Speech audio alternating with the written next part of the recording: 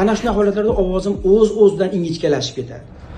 Aka, yaxshimisiz? Charchamayapsizmi aka? Rahmat. Ha, ishlayingiz yaxshimi? Deganda ovozimda qoniqmaslik shunday holatlarda baland. O'zi hozir gapirsam ham juda yoqvormaydi ovozim o'zimga. Meni ismim Nuriddin, yoshim 33 ta.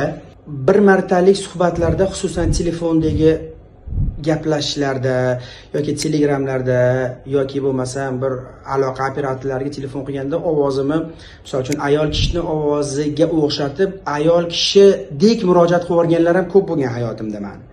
Hissiyot bilan gapirganimda o'sha ovozimda ingichkalashib ketish holatlari juda ko'p meni qiynab keladi.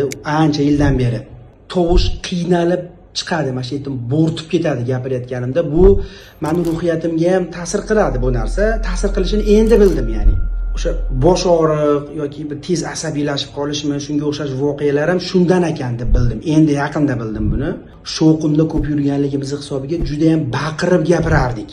Va baqirib gapirganda ovoz ingichkalashib ketish, hatto meni yozgan ovozligimni 3-4 kishi davrida ochmanglar deyman.